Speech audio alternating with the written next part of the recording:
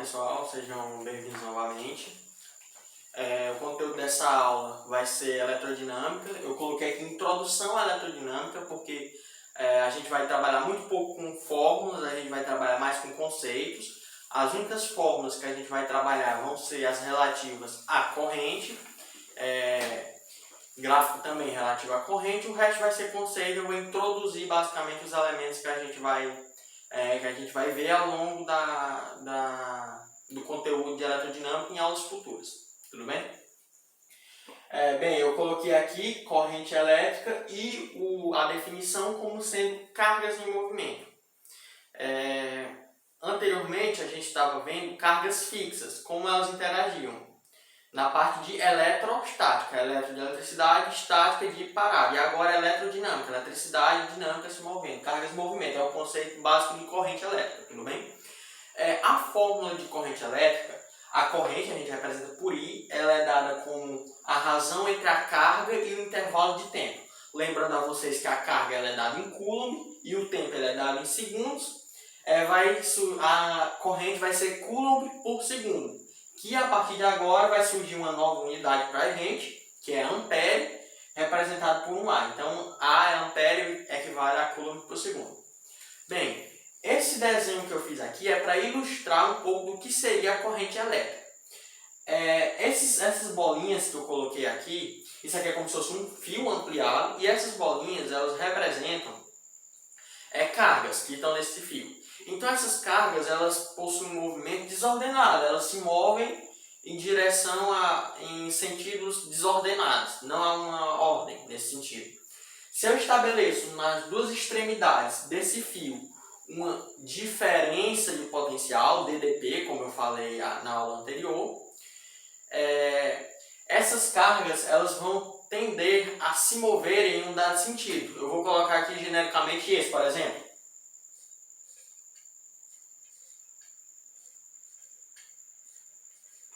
E esse movimento ordenado das cargas é o que vai representar para a gente o conceito de corrente elétrica. Bem, agora eu gostaria de falar com vocês sobre os conceitos de corrente de sentido real e sentido convencional da corrente elétrica. Vou colocar aqui e posteriormente eu explico.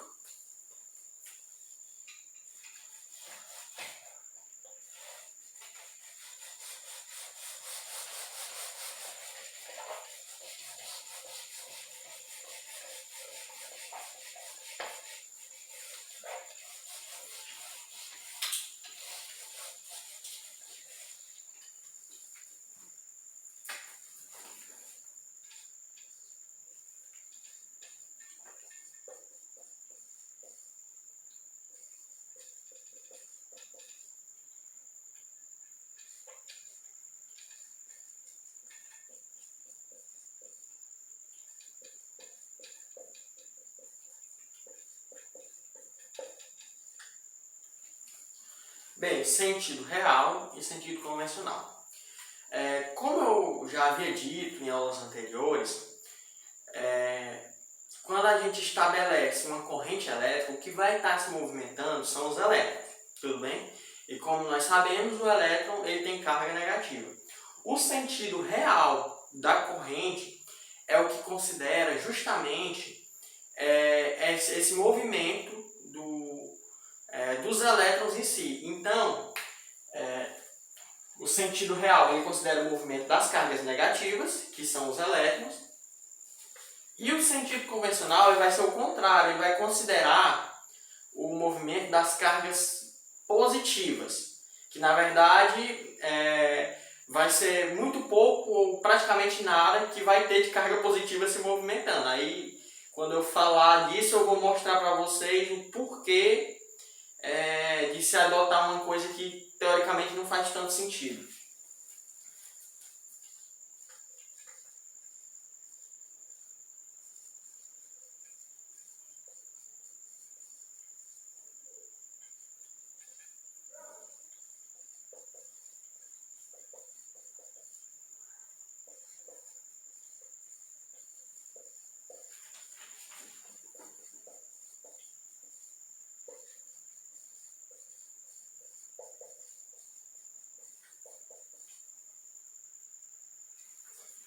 o sentido real seria cargas positivas em movimento e o sentido convencional seria cargas... Aliás, seria cargas negativas em movimento, o sentido convencional seria cargas positivas. De antemão, gostaria de dizer para vocês que o que ocorre é isso. Tudo bem? É o sentido real. Agora eu vou explicar para vocês por que se adota o sentido convencional. Na aula sobre potencial elétrico, energia potencial elétrica, né, sobre esses conteúdos, foi dito que cargas positivas se movem do maior potencial para o menor e cargas negativas se movem do menor potencial para o maior. Pois bem, se eu estabeleço uma diferença de potencial em um fio, as cargas negativas, que são os elétrons que vão estar se movendo, eles vão tender a ir do menor potencial para o maior potencial. Só porque esse movimento, as cargas negativas, acabam reduzindo, neutralizando o potencial maior, reduzindo ele. E o potencial menor, ele vai ficar aumentado. É uma forma de tender ao equilíbrio. O que está maior reduz e o que está menor aumenta. Tudo bem? Quando foi observado isso, pensou-se o quê? O que seria lógico de se pensar. Que se uma coisa está diminuindo e outra está aumentando, é porque o movimento se dá do que está diminuindo para o que está aumentando. Só porque, na verdade, os elétrons estão indo ao contrário, tudo bem? Então essa é uma das possíveis explicações do porquê que pensou-se no sentido convencional. E o sentido convencional é o que a gente vai trabalhar daqui para frente. Então, guardem isso. Toda vez que vocês observarem uma corrente no sentido, na verdade os elétrons eles estão se movendo no sentido oposto, tudo bem?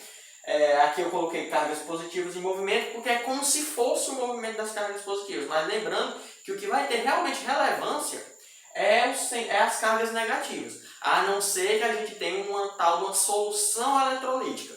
Que aí a gente vai ter a facilidade de locomoção das cargas positivas e negativas, porque vão ser íons em solução.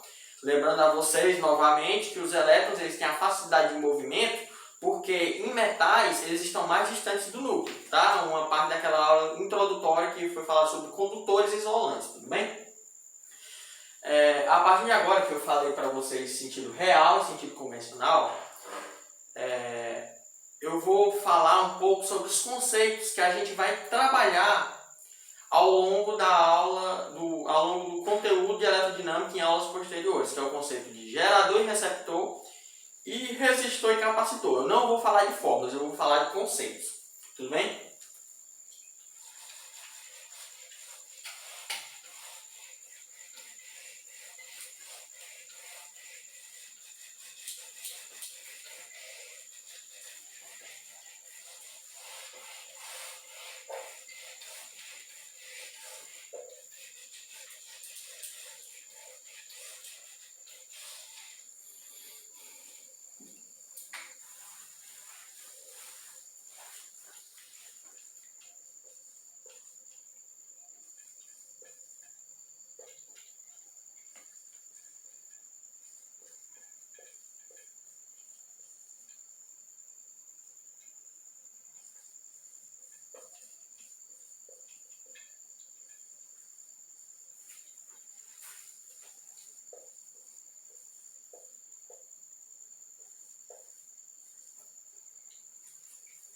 Eu coloquei aqui, tá? Gerador e receptor. E eu coloquei no gerador que ele promove um DDP, porque na verdade o potencial maior, o potencial menor, que vai estar no circuito, vai ser estabelecido pelo gerador. E o receptor, ele consome DDP. Então ele vai ser aquele dispositivo que ele utiliza a energia elétrica para converter ela para algum outro tipo, alguma outra modalidade de energia, tudo bem? Gerador, a gente tem pilhas, eu vou anotar aqui alguns exemplos básicos dos dois tipos, tá?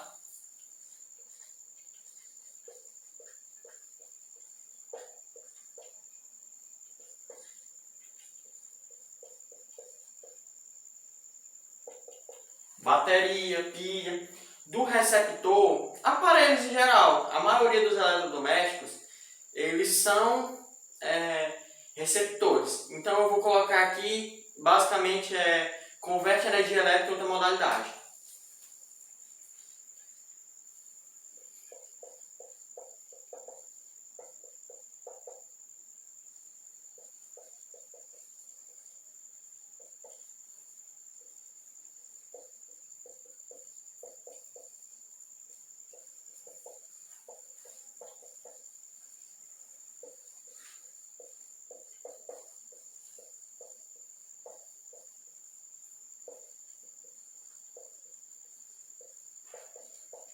Tudo bem? Converte energia elétrica em outra modalidade de energia. A representação, creio que é muito comum, mas eu vou colocar aqui para fins didáticos. Essa barrinha maior, ela representa o lado de maior potencial do gerador, tudo bem? E essa barrinha menor representa o lado de menor potencial. Lembrando a vocês que no circuito fechado, os elétrons eles se moveriam do menor para o maior, mas isso ia promover uma redução do maior e um aumento do potencial do menor. E por causa dessa variação, a gente adota o sentido convencional da corrente como sendo para cá, tudo bem?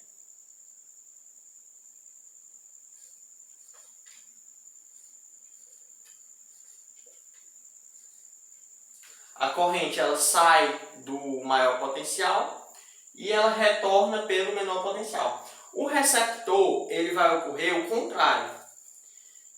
A corrente ela vai chegar no ponto de maior potencial.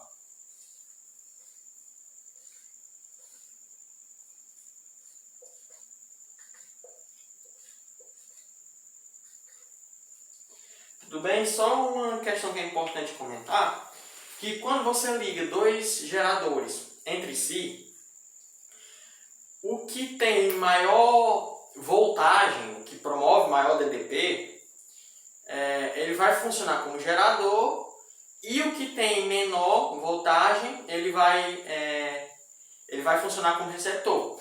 Na verdade, não é qualquer ligação. Se você ligar eles num circuito, por exemplo,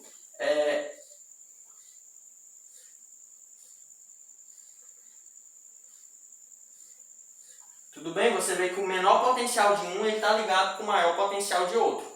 Nesse caso, eles vão funcionar como geradores em série. Então, os dois serão geradores. Agora, se por acaso você inverter, ligar o menor potencial com o menor e deixar os maiores separados, nesse caso, um dos dois, o que tiver menor voltagem, vai funcionar como receptor. Mas é uma observação que vai ficar para aulas posteriores. De antemão, guardem o conceito de gerador e receptor, tudo bem? E agora vamos falar de resistor e capacitor.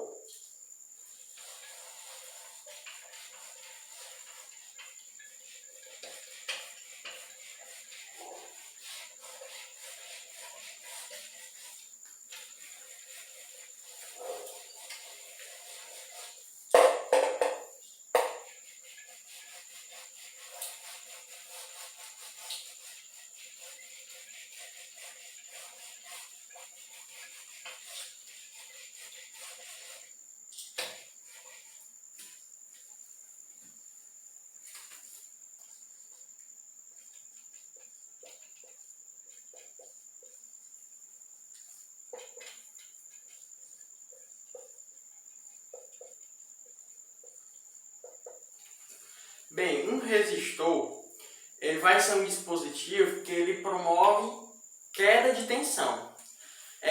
Eu falei anteriormente que o receptor ele converte energia elétrica em outra modalidade de energia, certo? O resistor ele vai converter energia elétrica em especificamente energia térmica. Um grande exemplo disso que a gente tem é aquelas lâmpadas incandescentes, aquelas amarelas de filamento de tungstênio, que hoje não são mais tão utilizadas porque consomem bastante energia. Aquelas lâmpadas é o exemplo básico de resistor, tudo bem? Então, resistor, eles convertem energia elétrica na forma de energia térmica. No caso lá do filamento de tungstênio da lâmpada, por consequência, energia luminosa, porque o filamento, quando ele aquece, ele emite fótons, quando os elétrons voltam para os orbitais mais internos, mas isso aí é uma parte mais da química, só por curiosidade para vocês, tudo bem? É por isso que emite luz. Na verdade, ele aquece, e do aquecimento, pela explicação lá da química, que você vai ver a luz daquele tipo de lâmpada. O resistor, eu vou colocar aqui uma observação nele, que ele consome DDP. Por quê?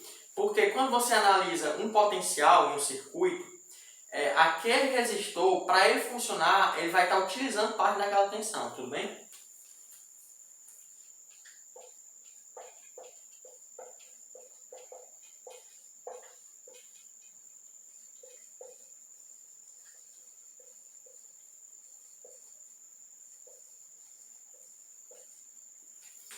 E o capacitor, eu coloquei aqui que ele armazena carga.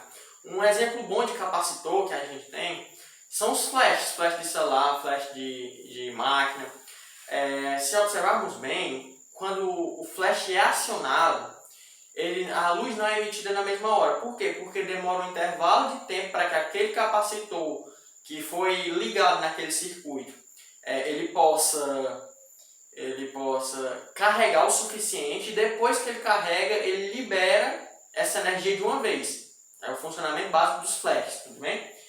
E uma coisa que eu não anotei aqui, mas eu vou colocar como observação, e é algo bastante simples, são os interruptores, que eles promovem a abertura e fechamento de circuito, tá? Vou anotar aqui só como observação.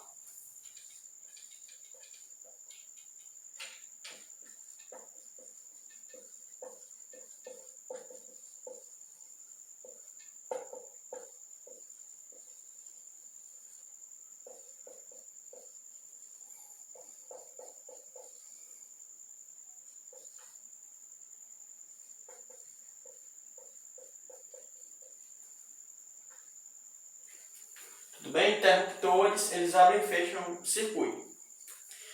Mais à frente vocês vão ver também que o interruptor ele pode alternar circuitos diferentes, mas isso aí é conteúdo posterior. Por enquanto, eu quero que vocês saibam que um circuito ele pode conter basicamente esses 4 elementos, que gerador, receptor, resistor e capacitor.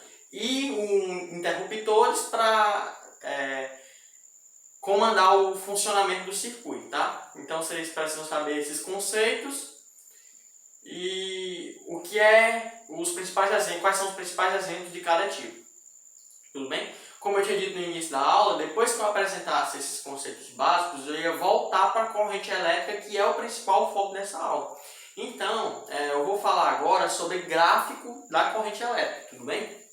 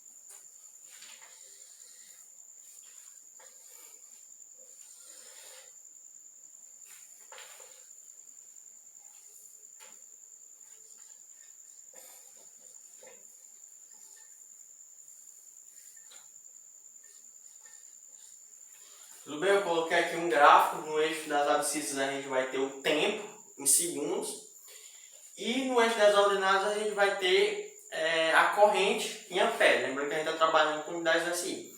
Bem, eu vou desenhar um formato reto para esse gráfico, tá? Mas lembrando que em questões vocês podem pegar formatos variados.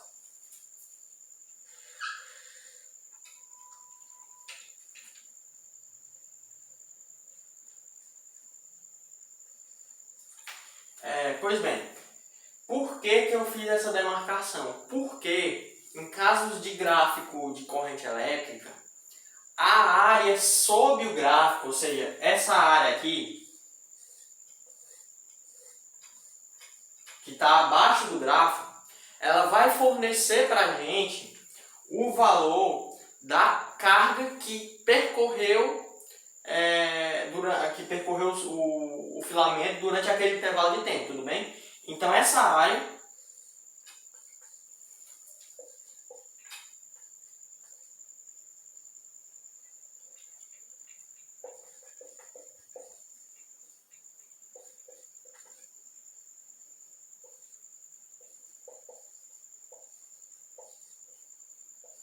tudo bem? A área é numericamente igual à carga. Uma dica para vocês, para facilitar vocês memorizarem essa relação de área de gráfico, de inclinação, que provavelmente vocês viram na mecânica, é observarem as unidades que estão nos dois eixos.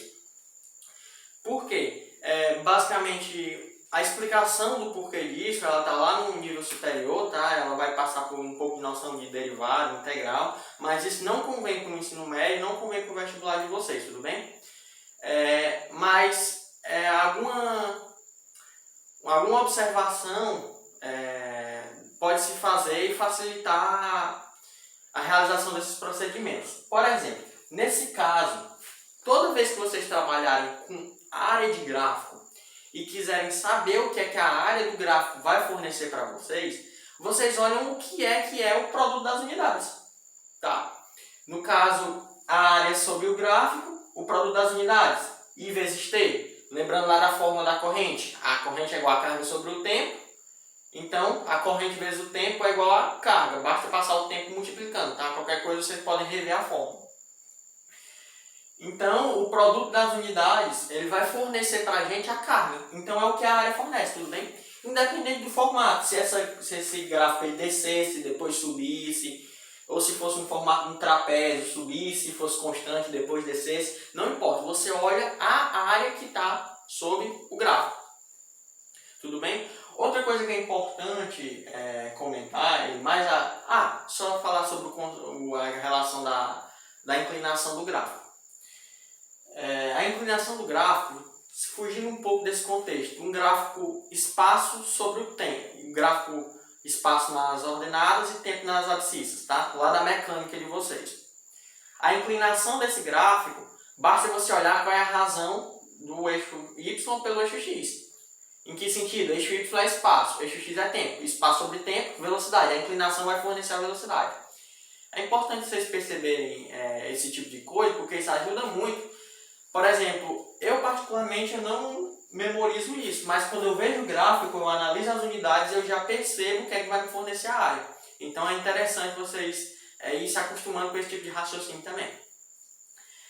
Outra coisa interessante de comentar. Se por acaso esse gráfico descesse para a parte negativa do eixo das ordenadas, a gente ia ter uma área negativa. O que é essa área negativa? E lembrando que não existe área negativa, né? Por isso que eu estou usando aspas. O que é que isso ia fornecer para a gente?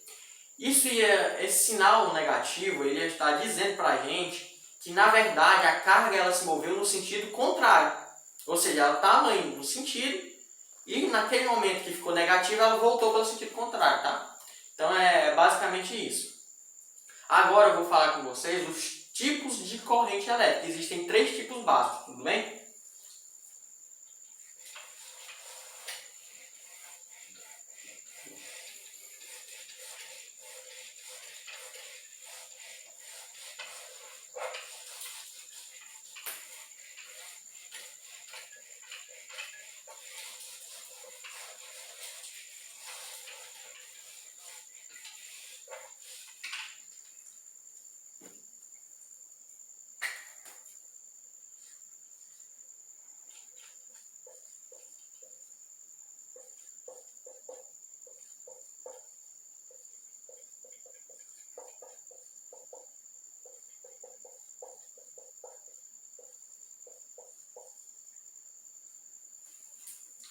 Vamos lá.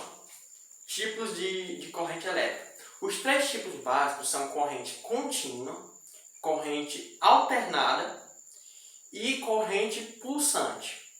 Eu vou desenhar os gráficos de cada tipo de corrente e depois eu vou explicar, dizer para vocês onde é que a gente encontra no dia a dia, né?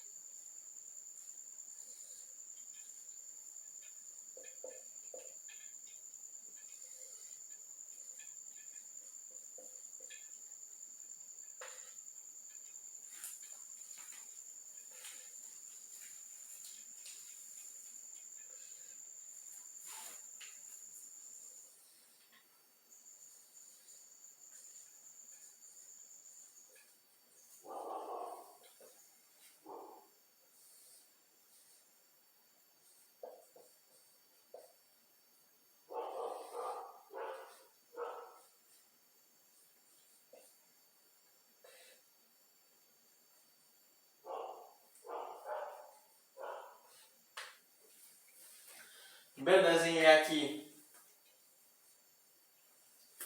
três tipos de gráfico.